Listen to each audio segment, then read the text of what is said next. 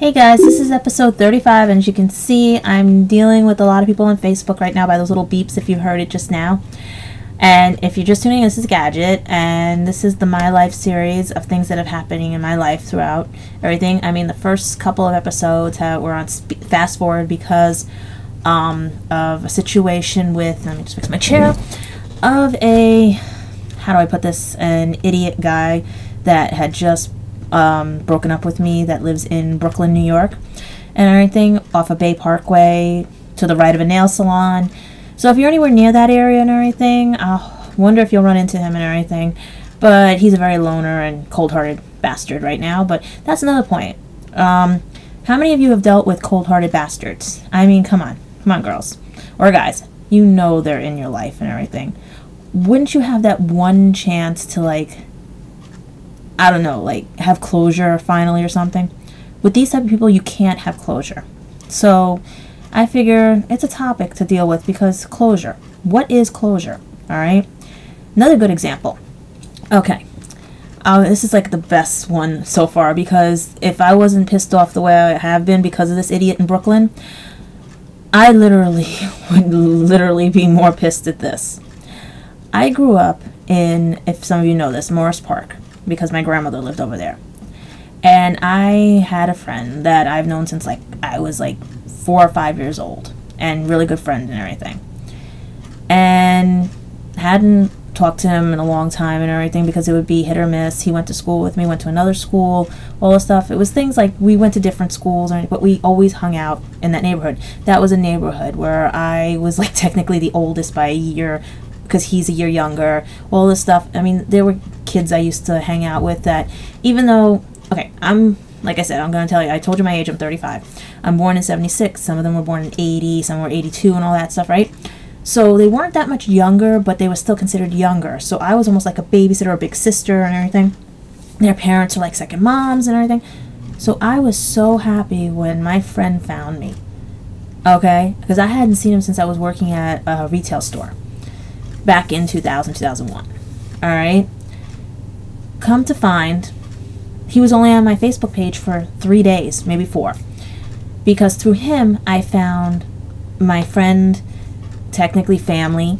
This was, like I said, another second mom type of situation that lived next door to my, literally, you could walk out your door, knock on the door, they were across the hall, right? And in the house next door was another friend that his mom used to, like, always was in the neighborhood. They knew my grandmother and everything and stuff. So you know how happy I was to get them back, because that's my childhood. That was the fun times I had, even though my mom is manic. Like, that was my escape. Okay. What does the bastard do? He only stays on for a couple days and he blocks me. I'm like, you're the idiot that finds me. I wasn't looking for him and he blocks me.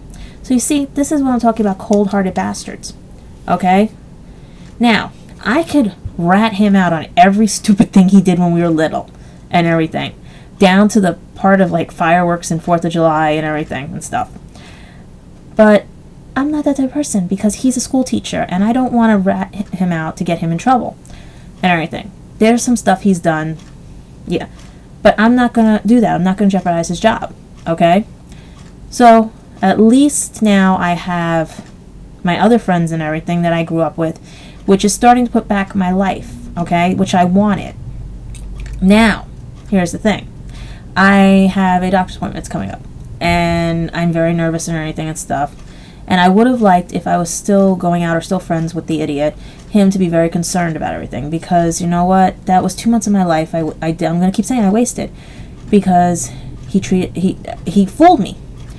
I can't believe how much he fooled me, okay, because I'm so used to knowing and everything. But that's probably why, because I didn't see it, because he was very good and everything. I mean, he does have a trusting soul, but that's how he gets you in, okay? My brother, I have a lot of you guys on Facebook and everything, I had sent him an email to tell him that I was going to the doctor and everything, to be concerned, right?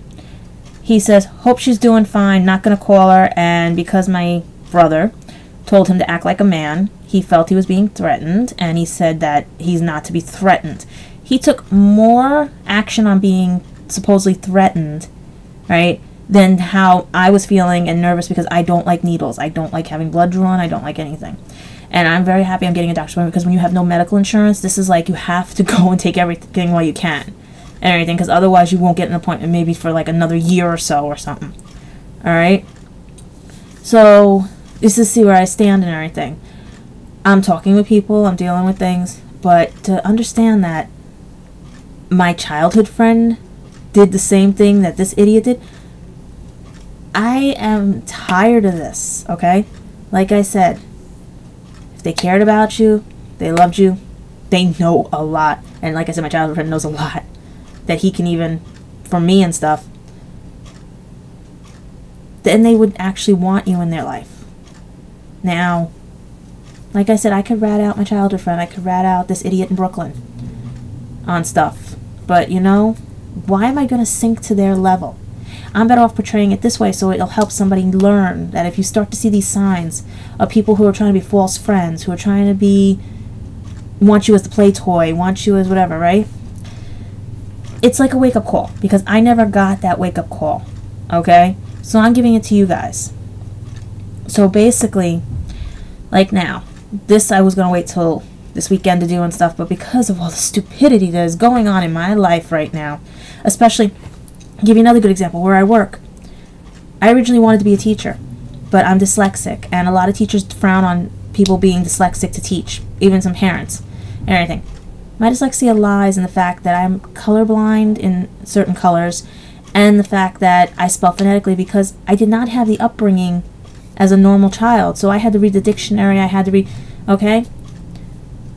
I am more of a kinesthetic, audiovisual, like, I learn through things. When I was learning is what now your children are learning now, okay? I braved the path and everything for the children who are dyslexic and everything, because I had to take all the brunts and bruises and everything from teacher abuse and all that. Fast forward to now, my job, print your name, sign your name, put today's date, guilty, not guilty, right? What is that I get from people? It's like their IQ drops when they come in. It's like I'm instructing, okay? It's like I'm doing teacher work, I'm tutoring, I'm trying to tell them, this is how this is how you structure this. I get people coming in not understanding anything, and the school system, that's what scares me, is that not teaching them constructive criticism, not teaching them how to think for themselves. Like, tell me what you think. I'm like, no, you have a brain, think for yourself. How do I do that? That's what drives me up a wall.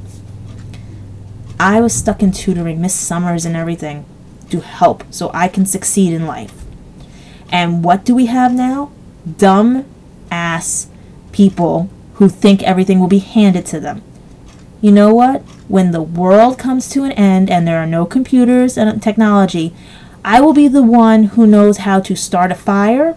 I will be the one who knows how to spell things. I will be the one who knows how to survive. You will be like, where's my texting? Where is this? I had a fellow classmate in my class go, what's a negative, when my teacher explained how film, animation, and everything was put onto negatives and cells. That is scary to me. That you don't know what anything is because you just get everything handed to you digitally. It's upsetting, and the best part is I love the ones that pretend they don't know anything, because if you filled out certain things to get certain documents, important documents, especially if you drive and stuff, you know how to fill things out, you know how to read signs and everything and stuff. Okay? I understand people make mistakes and everything and stuff. But I'm the type of person, do not lie to me. Because all I want is your first name and last name, printed and signed. You do that for any standard application. You put the date. Okay?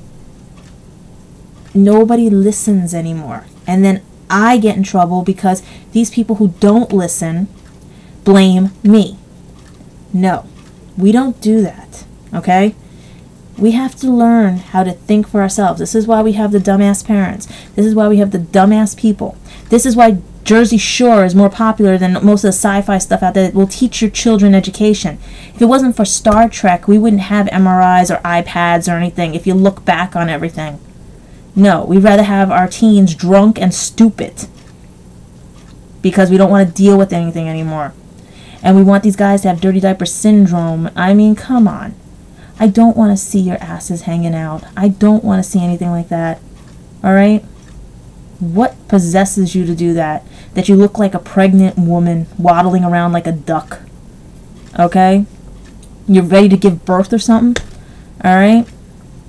But right now, all I'm saying is that this is basically how I feel right now. Pissed off because my friend from a childhood felt that he had to be an ass.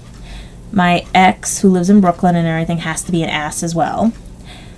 Dumbass people who don't believe the fact that if you actually are truthful, you get more than with lies. And children, and I'm calling you guys children because you're not teens, you're not whatever, research your history.